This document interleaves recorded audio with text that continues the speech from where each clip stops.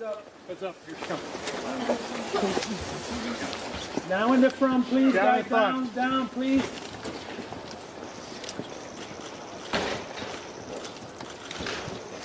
Hello, everybody. Hello. Good evening. Well, I have just finished testifying. I answered every one of their questions as fully as I could, based on what I knew, and what I knew is what I said in my statement this morning.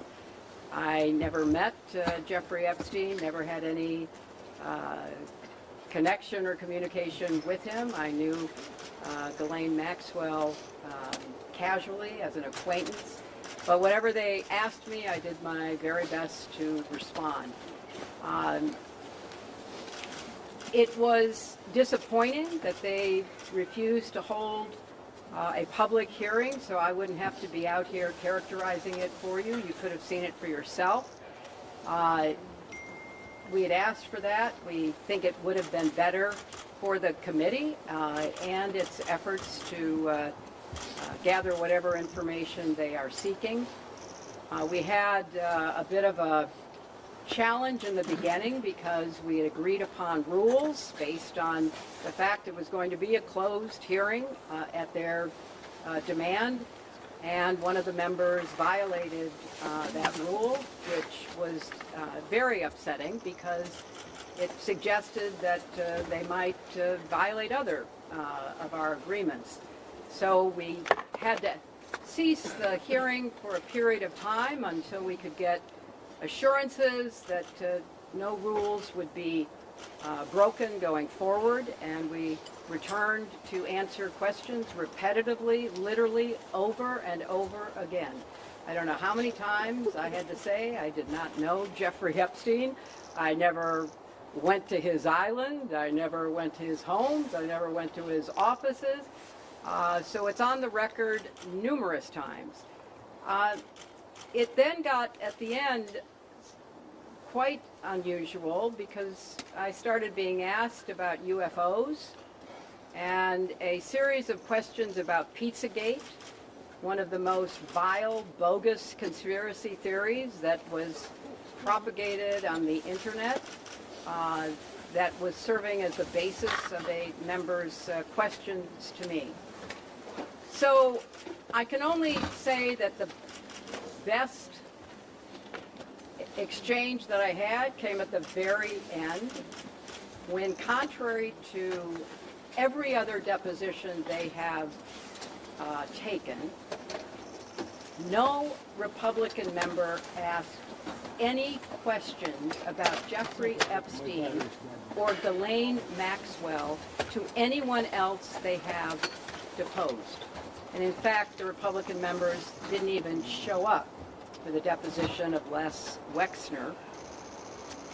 And when I said that, I had to point out that the only questions that any Republican member asked of any of the people they deposed was of former Attorney General Bill Barr, when Chairman Comer asked him about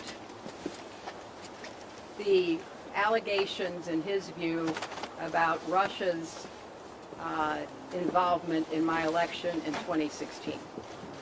So at the very end of this hearing, after I made that point, I want to commend Chairman Comer for raising a series of significant questions that I responded to about the nature of the investigation and the areas that I thought should be explored.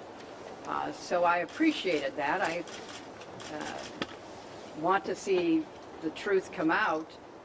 So that was a reassuring way to end a very long, repetitive deposition. Secretary, you spoke in your opening remarks about how heartbroken you have been for the Epstein survivors as these files have come out. Can you talk to us a little bit about how you have processed and reacted to the fact that the former president, your husband, Bill Clinton, is referenced in the Epstein files numerous times, including in some photos featuring women. And how have you been personally preparing for the deposition that is coming tomorrow? Are you 100% confident that there isn't anything that the former president knows about Epstein's crimes? I am, and I think the chronology of the connection that he had with Epstein ended several years before anything about Epstein's criminal activities came to light, and that he was charged and sadly given a sweetheart deal, which, as I said in my statement, had that not happened, perhaps his predatory behavior could have been stopped earlier. But I think it is fair to say that the vast majority of people who had contact with him before his criminal pleas in 2008 were like most people. They did not know what he was doing. And I think that that is exactly what my husband will testify to tomorrow. Madam Secretary, do you believe this was a fair hearing, and do you still want to testify publicly, even though you gave this deposition? Well, I'm not going to do it again. You know, they had a chance to do it in public, and I wish they had done it in public. And I think they're making the wrong decision, avoiding doing it in public. I thought it was very repetitive. I thought that they asked literally the same questions over and over again, which didn't seem to me to be very productive.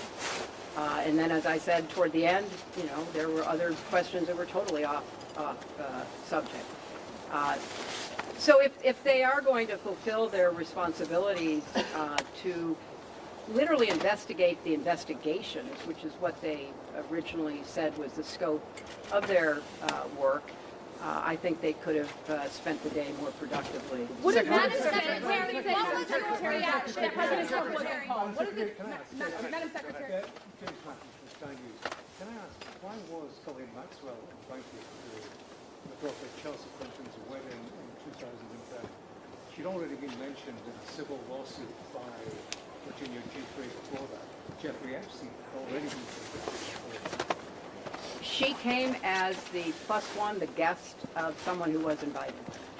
Madam Secretary, can you tell us your reaction, please, to the photos of your husband in the hot tub in the swimming pool? What message does it say that President Trump was I not don't know when the video will be out. I don't know when the transcript will be out. We've asked that they be out as quickly as possible, and then you can see. Madam Secretary, what was your reaction to you. the photos in the hot tub? We heard from Bill Gates concerns about Epstein trying to blackmail him.